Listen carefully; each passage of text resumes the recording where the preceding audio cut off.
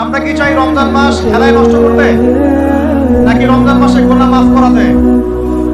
আমার সাথে বলেন, এই 10টা কাজ আমরা সবাই করবো ইনশাআল্লাহ। রমজান মাসকে ইফেক্টিভ করতে এই 10টা কাজ করবো ইনশাআল্লাহ। রাজি আছেন? এক নাম্বার হচ্ছে 5 ওয়াক্ত নামাজ। রাজি আছেন কিনা? 5 ওয়াক্ত নামাজ সাধ্যমতো চেষ্টা করবো জামাতে পড়ার জন্য। ওই যে নামাজ নাই ইসলাম নাই, নামাজ যে পড়ে না ওর সাথে কোনো খাতির নাই। খাতির আছে? কোনো খাতির নাই। নামাজ অবশ্যই পড়তে হবে, মাস্ট বি।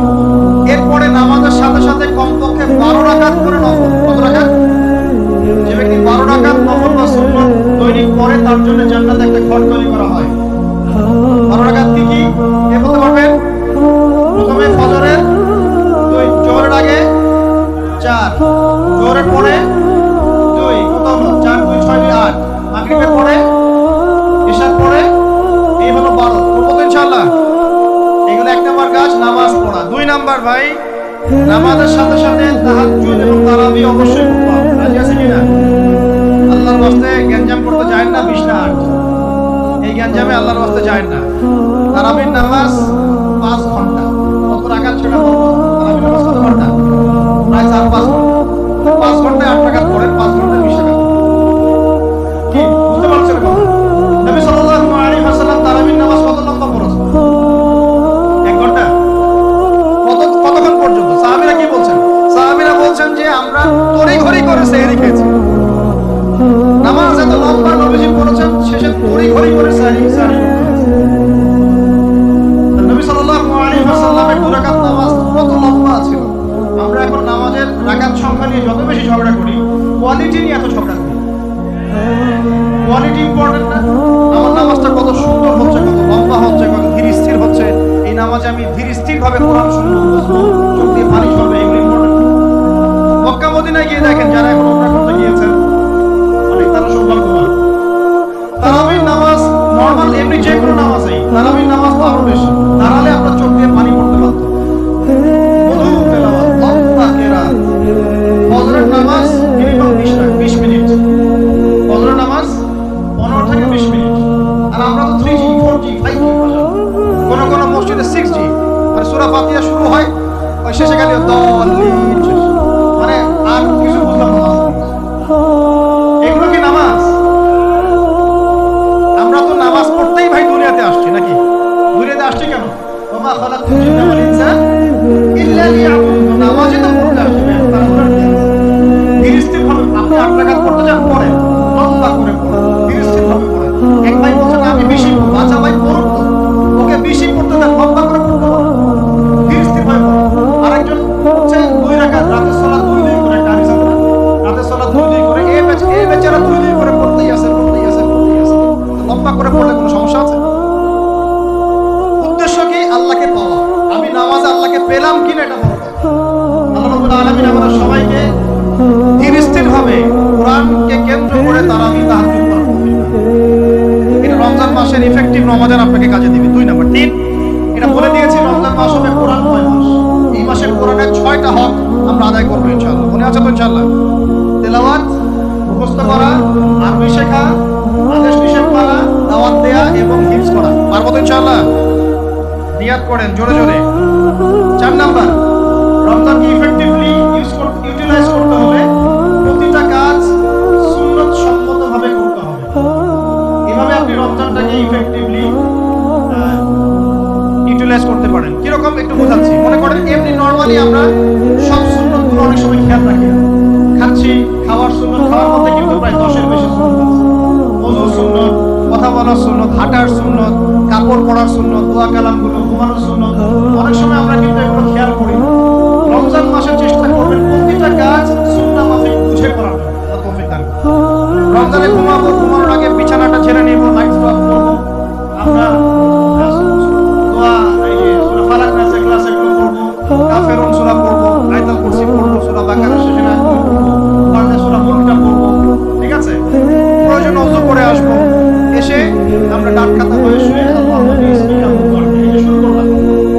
ঘুম থেকে ওঠা, ওযু করা, ওয়াশরুমে যাওয়া, খাওয়া দাওয়া করা, মসজিদে যাওয়া, নামাজ, জিকির, তাসবিহ, তাহলিল, ব্যবসা বাণিজ্য, এগুলো সব কিছু সুন্নাত নাই?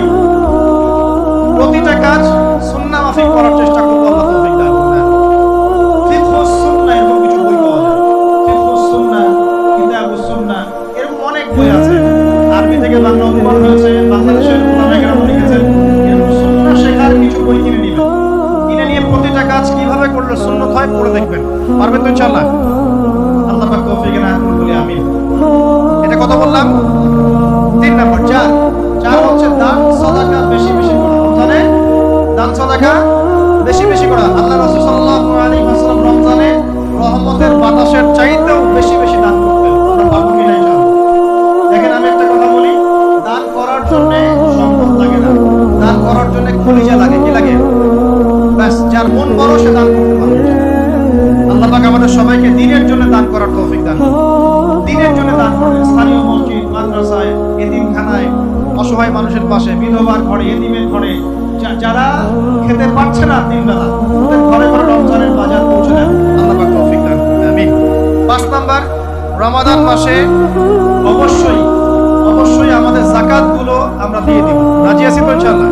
বলেছি যাকাত এবং সালাতের মধ্যে যে পার্থক্য করে সে মুসলিম নয়।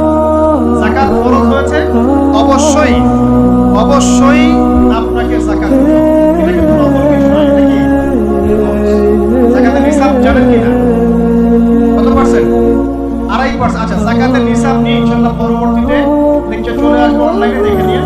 এছাড়া ফিকহুল যাকাত কিছু প্রোগ্রাম আসবে, অনলাইনে দেখে নেবেন ইনশাআল্লাহ। আল্লাহ রাব্বুল আলামিন আমাদের সবাইকে যাকাতগুলো দেওয়ার তৌফিক দান করুন। শুধু যাকাত যদি আমরা ঠিকঠাক করে দিতাম, একজন মানুষের সমাজে না খেয়ে মারা যেত।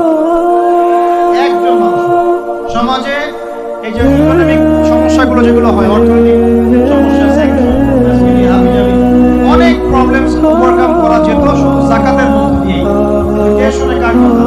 সবাইকে যাকাত দেয়? বাংলাদেশে এমনও মানুষ আছে যার একজনের যাকাত দিয়ে 100 পরিবারের সংসার চলবে। আছে না? আমরা যাকাতগুলো দেওয়ার চেষ্টা করি, আল্লাহ পাক তৌফিক দান করুন। 7 নাম্বারটা বলে দিয়েছি, রমজান হচ্ছে একটা নতুন জাতির উত্থান। অতএব রমজানে আমরা সমস্ত পাপ ছেড়ে দিয়ে একটা আলোকিত জাতি হিসেবে আত্মপ্রকাশ করবো ইনশাআল্লাহ। আল্লাহ পাক তৌফিক দান করুন। 8 নাম্বারও বলে দিয়েছি, রমজান হচ্ছে জুলুমের বিরুদ্ধে দাঁড়িয়ে যাওয়ার চেতনা। রমজান কি?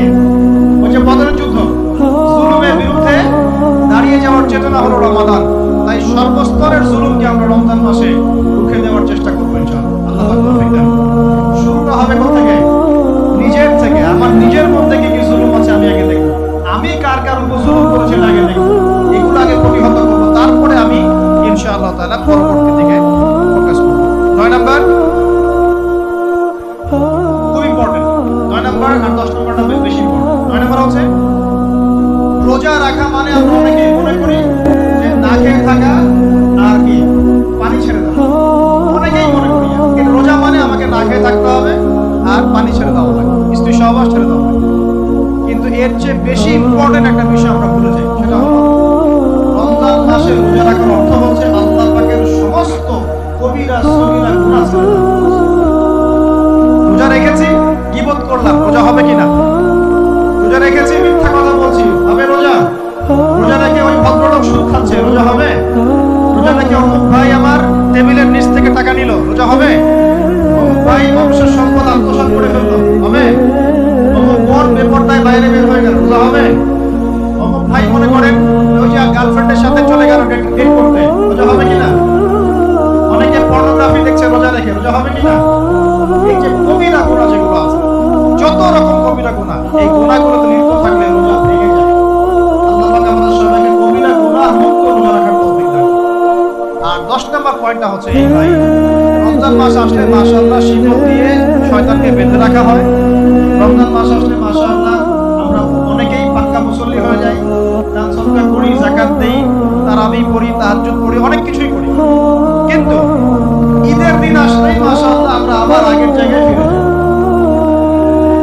ঈদের দিন শয়তান যে ছাড়া পেয়েছে এটা বোঝার জন্য রাস্তাঘাটে বের হলেই হয় নাকি? মেয়েদের চলাফেরা দেখলে বোঝা যায়, আর যে হোটেলে হোটেলে গান বাজে এগুলো দেখলে বোঝা যায় শয়তান ছাড়া পেয়েছে আজকে।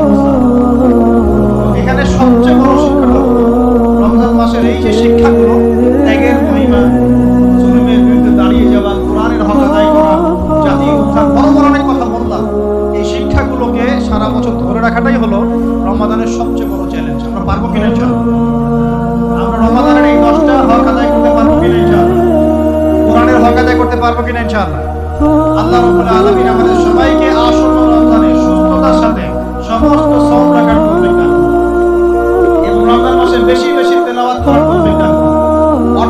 করার তৌফিক দান করুন, বেশি বেশি দান সদকা করার তৌফিক দান করুন, বেশি বেশি ওই যে গরিব দুঃখী মানুষের পাশে দাঁড়ানোর তৌফিক দান করুন, বেশি বেশি যাকাতগুলো দিয়ে দেওয়ার তৌফিক দান করুন, বেশি বেশি আল্লাহর জিকির করার তৌফিক দান করুন, বেশি বেশি আল্লাহ পাক আমাদেরকে নফল নামাজগুলো পড়ার তৌফিক দান করুন, কোরআন কেন্দ্রিক সময় কাটানোর তৌফিক দান করুন, রাসূলের